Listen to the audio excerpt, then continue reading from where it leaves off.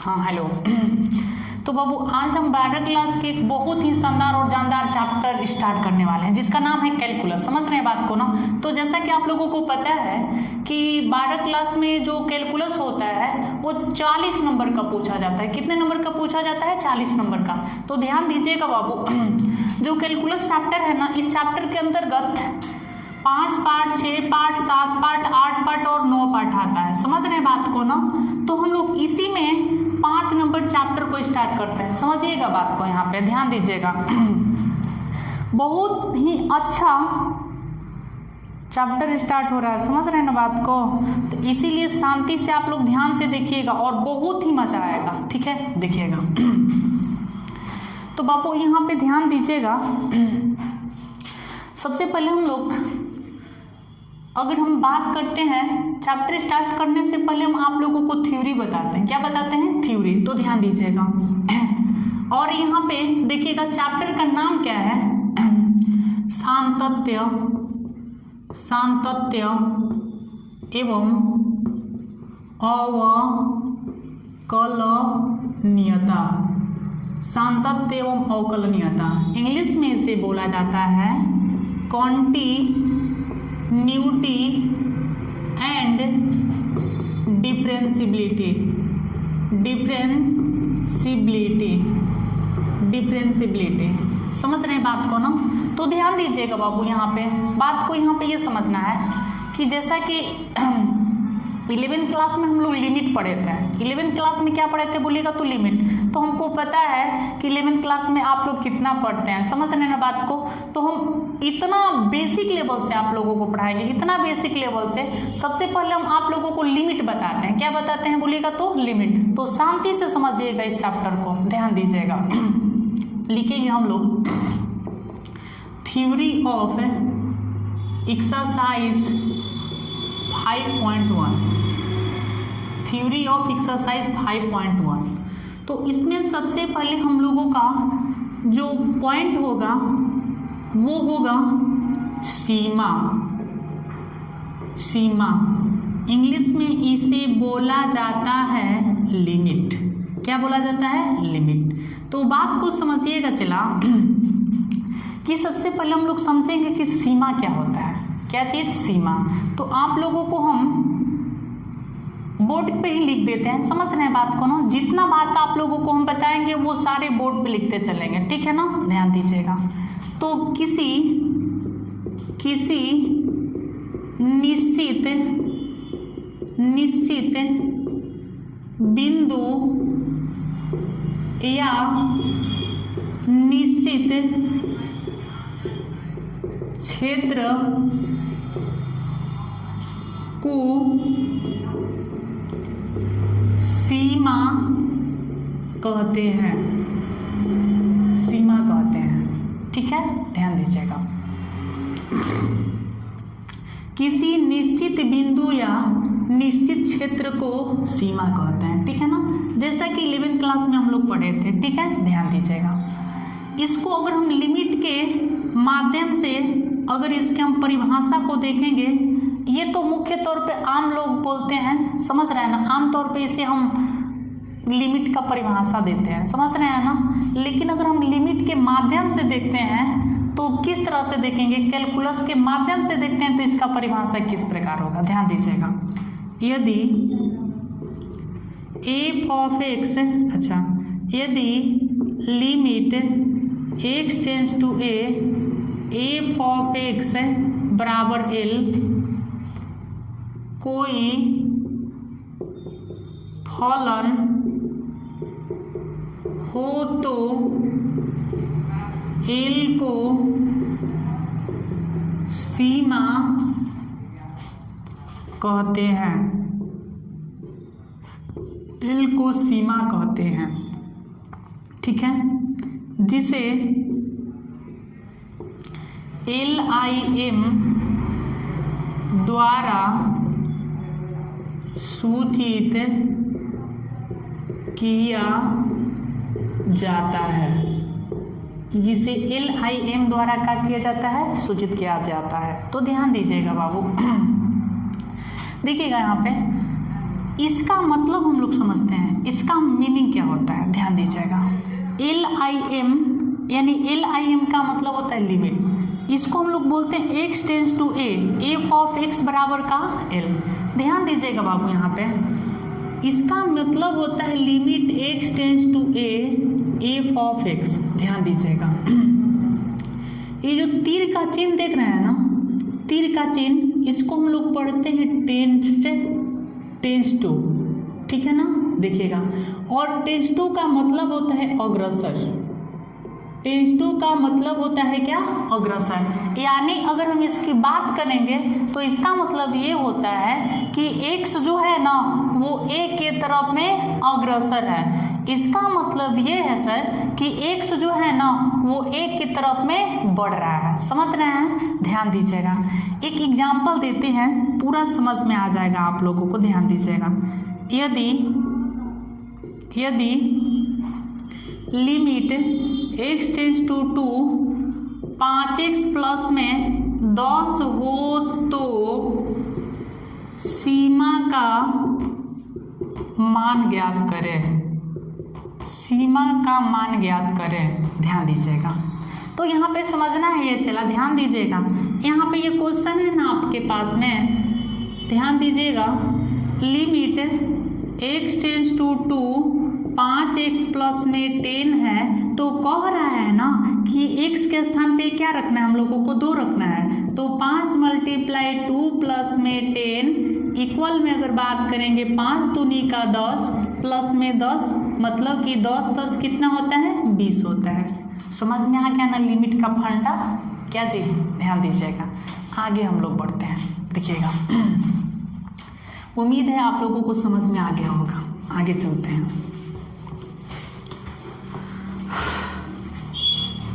देखिएगा बाबू। अगले अगर हम पॉइंट की तरफ में बढ़ते हैं तो अगला पॉइंट जो है देखिएगा, पूरे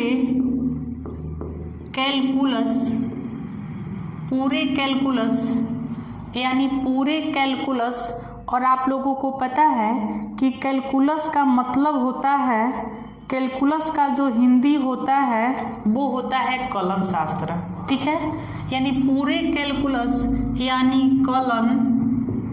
कलन शास्त्र में h का मान 0 रखा जाता है।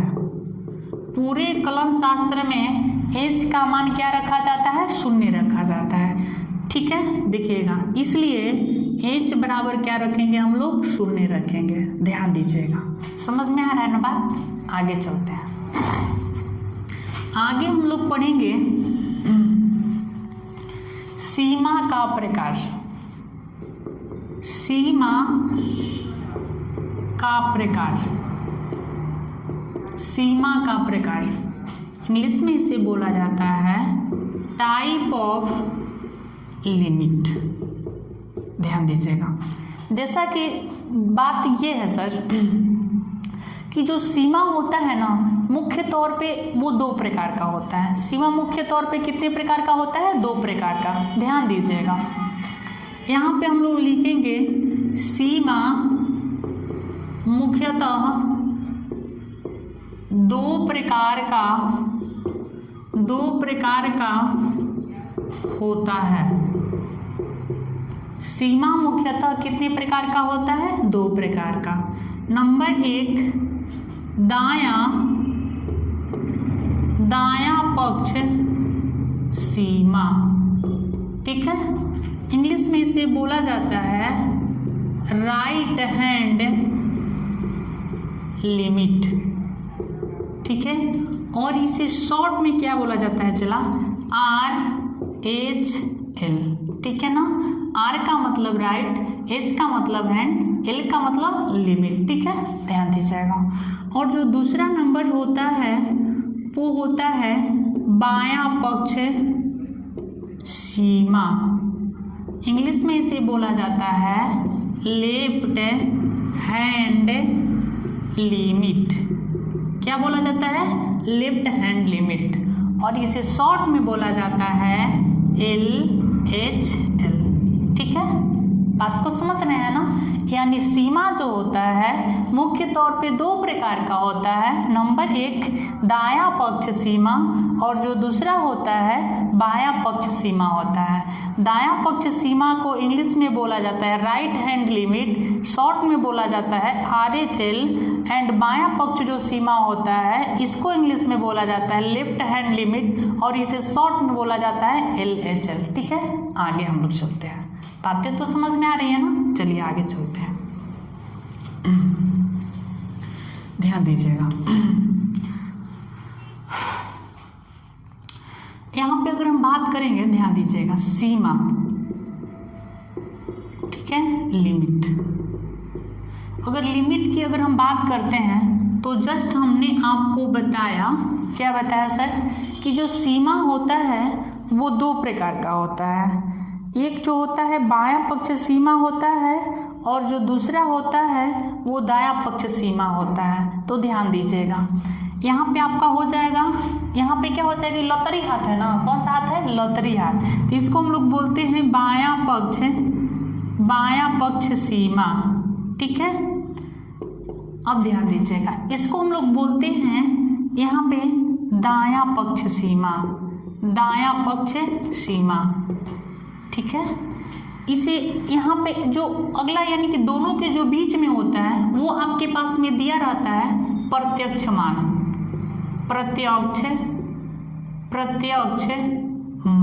ठीक है, ध्यान दीजिएगा। आप लोगों को हम एक बात बताना चाहते हैं सर, जैसा कि आपको पता है, जस्ट हमने बताया कि दायां पक्ष जो सीमा है उसको हम लोग शॉर्ट में बोल सकते हैं RHL। ठीक है, और इसको हम लोग शॉर्ट में बोल सकते हैं बायां पक्ष सीमा को LHL। ठीक है, और जो आपके पास में प्रत्यक्ष मान है इसका मतलब होता है, ध्यान दीजिएगा, इसका मीनिंग जो होता है वो डायरेक्ट वैल्यू होता है। डायरेक्ट का मतलब प्रत्यक्ष और वैल्यू का मतलब मान, यानी कि इसको DV बोलते हैं। क्या बोल सकते हैं, DV। तो बात ये है सर, ध्यान दीजिएगा, यहाँ पे इतना मजा से समझ में आएगा कैलकुलस कि आपको हलवा लगेगा। ध्यान दीजिएगा ना, किससे पढ़ने आपको पता होगा। देखिएगा यहाँ पे प्रत्यक्ष मान लेते हैं कि अगर आपके पास में A रहेगा ना चला, तो दायां पक्ष में जाइएगा ना, दायां में यानी दाहिना तरफ में, तो उसमें A में H को क्या कर देना है बोलिएगा, तो जोड़ देना है।